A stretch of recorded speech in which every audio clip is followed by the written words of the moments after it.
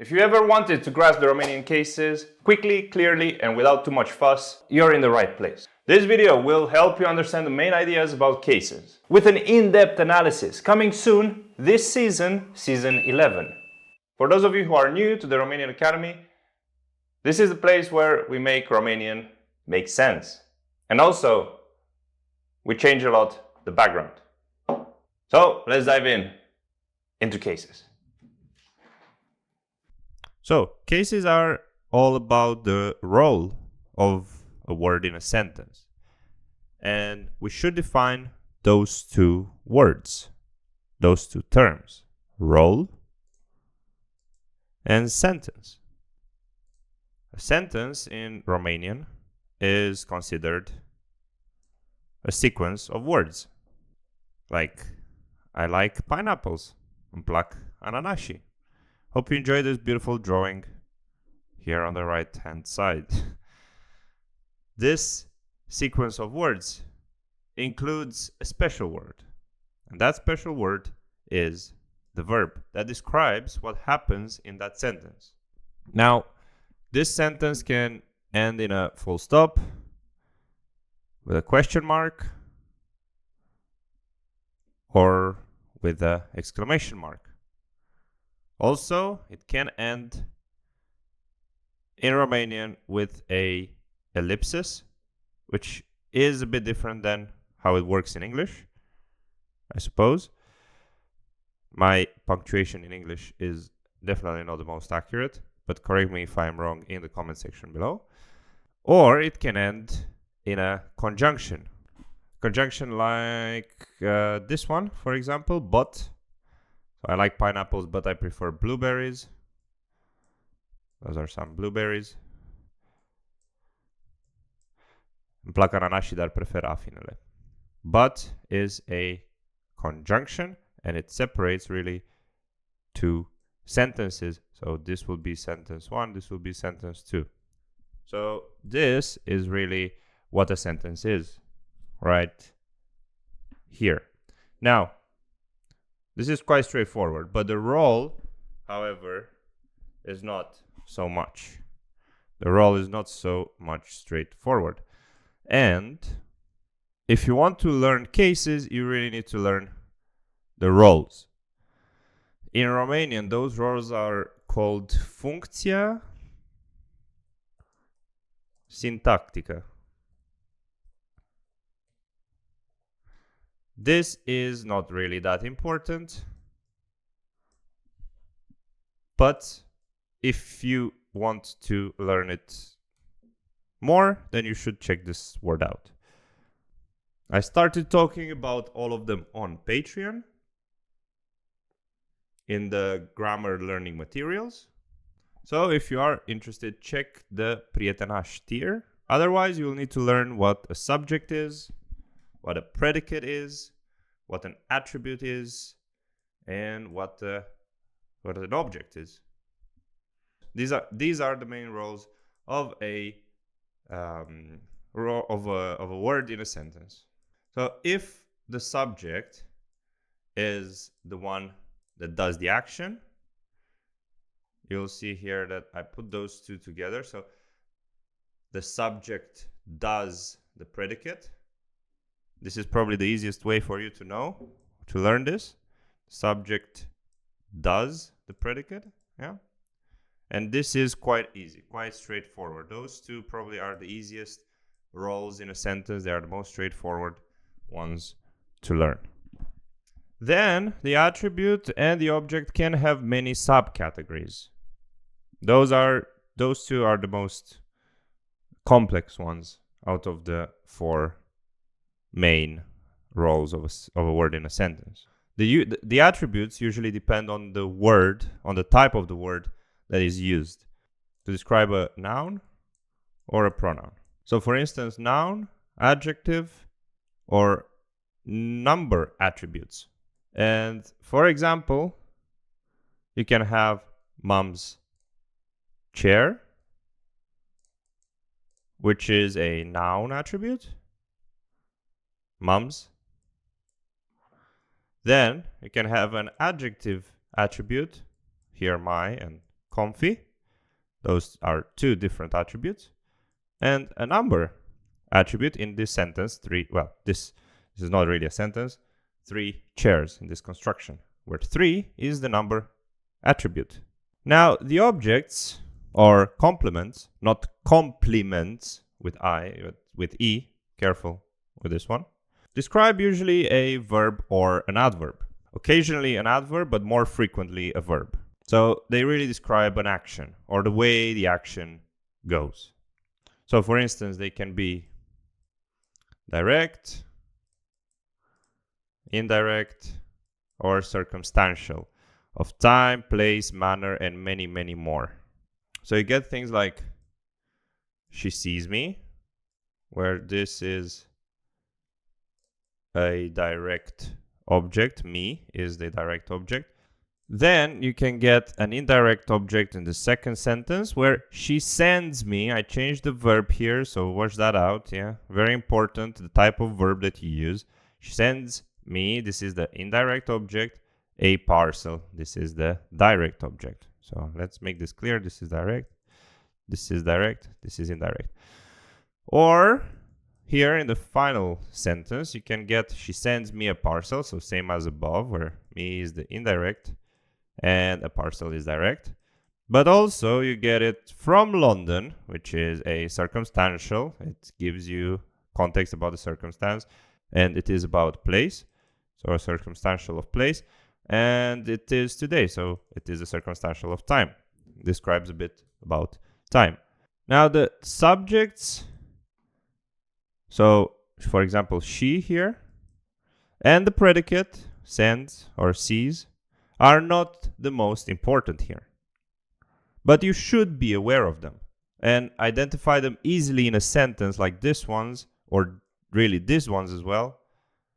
Those are not sentences, but if they had a predicate, like mom's chair is awful, you should identify that chair is the subject, for example, and the same in the others, because that can make your life much, much easier to identify, for example, attributes and objects, if you know the subjects and the predicates. So why are those roles so important when talking about cases? So I think all of this will make more sense in a minute, but first let's see what cases are there.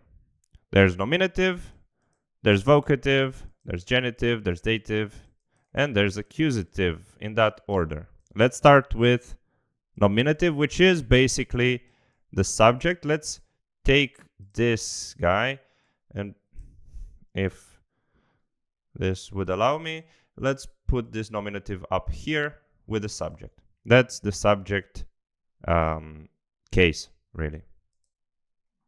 Not too difficult. Then vocative. Vocative is used to address someone directly, like here. You get some special endings like le here in this example, băiatul le. And also you can get interjections like măi. It's like, yo, how are you? Yo, it's directly addressing the boy. So that's vocative. You can get also things like dragă, ce faci dragă? Dear. You can spot usually quite easily when vocative is used because of the intonation. You'll go a bit upwards. And also the frequency of those nouns in vocative that have special endings, and măi or bre or bă, depending on the region, really. Those interjections really vary depending on the regions. And if nominative and vocative were quite easy, the other three need a bit more exploration. And we need to do this a bit more thoroughly in your study time. You need to do that in your study time or through Romanian Academy's future videos in this season 10. However, for the purpose of this video, I will touch briefly on them. And I will start with genitive, which is probably the easiest out of the remaining three. It describes the role of the possessor. And this role of a possessor sometimes, well, really, most of the times, if not all the times, is an attribute. And in this sentence, mom, in this, again, I always get it messed up. It's not really a sentence. Those are not sentences because, as we have already mentioned, sentences need a verb. And those don't have a verb. But let's say in this construction here, mom's chair, so who is, or my comfy chair, who, in those two have genitives. And you can identify them by asking the question al, a, I, ale, cui, which in English this will be whose. And if we ask in this sentence the question whose, maybe before asking the question whose, let's identify, let's think who can be a possessor and who can be the possession. In this construction, the possessor would be mom and my. So whether I bought it, it belongs to me, or I just sit now or forever on that chair, in this sentence, in the context of this sentences, mom and my are the possessor. It doesn't matter if it's now or forever mine. That doesn't matter. And in this sentences, the word my and mom both answer to the question of whose. So in the first one would be al cui este scaunul, al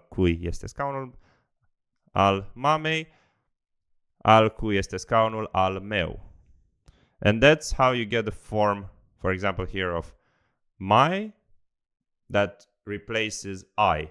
I am the possessor of the chair, blah, blah, blah.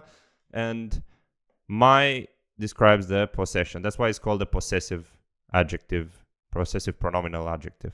So you really get genitive in with the attributes.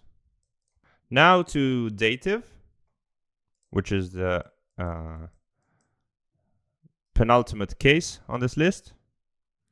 So unlike the typical case where this is the boogeyman and everybody sees it as this daunting, horrible case, I really don't think it is the hardest case.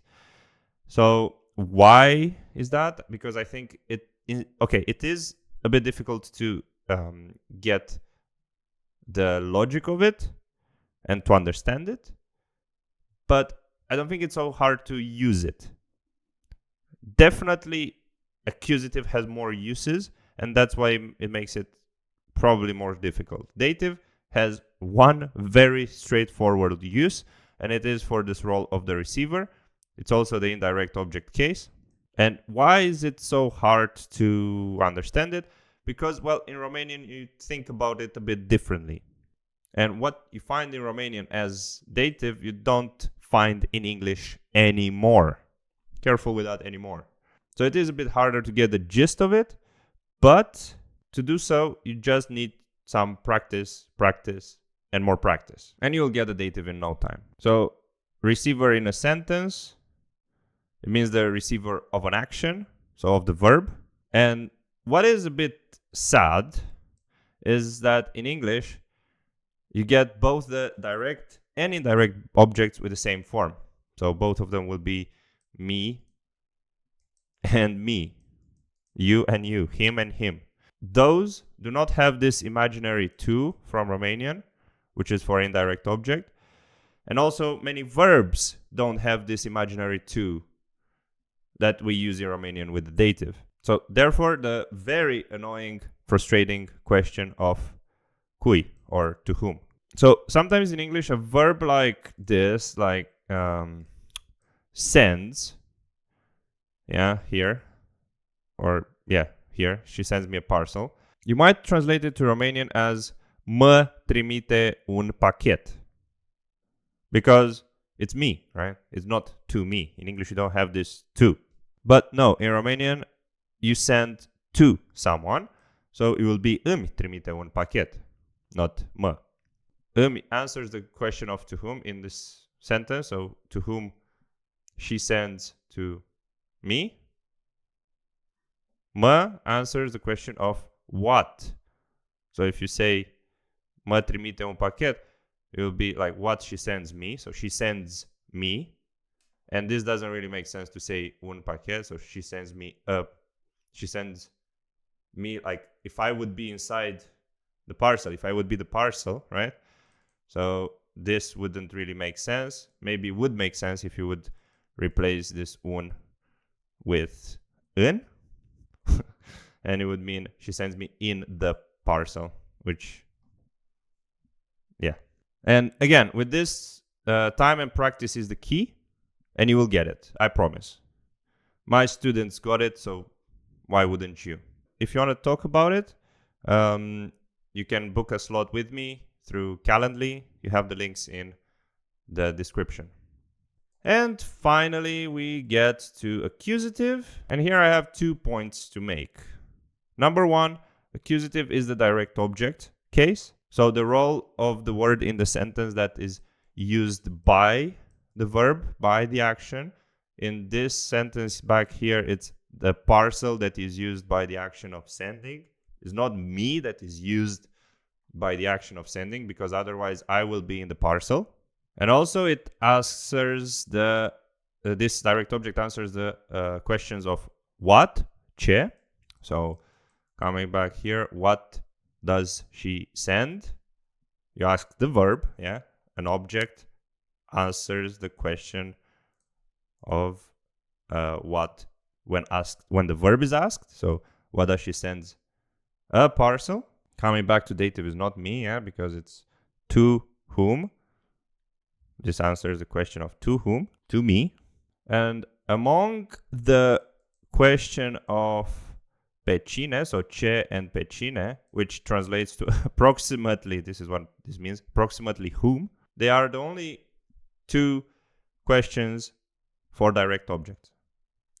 If you're interested in learning more about pecine specifically, we have a full 1-hour crash course on Patreon that we did a couple of weeks ago. It is available for the Philanthrop tier. And every month we have one of those crash courses where you can decide on the topic. And now let's go to the point 2 of accusative, which is, it is the heaviest out of all of them.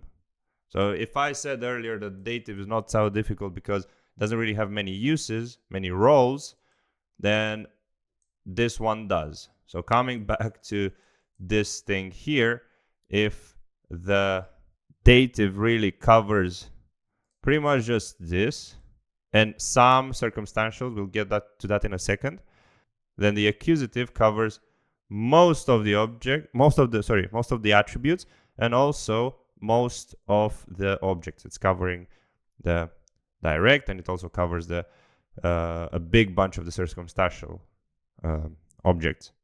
So there are many objects and roles lurking in the depths of accusative, really. Like, you look at those questions here, where, how, where, all of those are answered in the accusative case. But the good part about this is that all of them are really easy to understand. So opposed to dative. Now here, obviously, for me, I think it really depends. If you prefer to if you think like, okay, if something is easier to understand and I get that, then it will be super easy afterwards, then probably you will stick with dative as being easier. However, if you think that just asking simple questions but many is easier, then you will probably agree that accusative is easier. For me, in my opinion, I think it's easier. Like, oh, I will understand what dative is, and then it will be easier instead of memorizing all those questions, which probably will be a nightmare. But that's just personal preferences. So why did I say it's so easy? Is because when asking this, 80 to 90% of the time, you will not even care they are accusative. So all the time, the place, and the means objects that I talked about previously, yeah, time, place, manner, or means, is very hard to translate mod in English. Those tend to be in accusative for the most part, unless we talk about genitive and dative prepositions, which is something that we will get both in this season. We'll introduce them both in this season as well as the Prepositions season 6. So, yeah, things like the genitive înaintea, deasupra, împrejurul, împotriva, and the dative datorită, mulțumită, and grație. So those are very specific situations when you will not get circumstantial objects in accusative. If they are preceded by one of those prepositions, they will be with the role of object, but in dative or genitive. So yes, most of the times, 90-something% of times of genitive will be an attribute, but there will be some little cases when the genitive will be also covering the role of an object, a circumstantial object. And if I would put these cases to cover those roles entirely, the predicate, you shouldn't really consider it as any case because it doesn't matter. That's like the fundamental part of the sentence. And then vocative is really a thing on its own. It doesn't really depend on anything else. So just make sure you understand when somebody points directly at you or somebody else. Then dative goes here under indirect and circumstantial. And the accusative will stick to attributes, direct objects, and circumstantial objects. Accusative, as I said, it covers a lot, but it's quite easy to understand. Dative is harder to understand, but it really has little use. Genitive, it really depends on the preposition as well as with dative. Nominative is the subject. And that's it. Like this video if you find this useful. Subscribe to the channel if you want more content like this. It helps me a lot to keep this project going. And if you want some extra practice, join our Patreon full of weekly classes, learning materials, and live streams. And the Discord channel for the Romanian Academy. As we usually say here, I will see you in the next one. But until then, la revedere!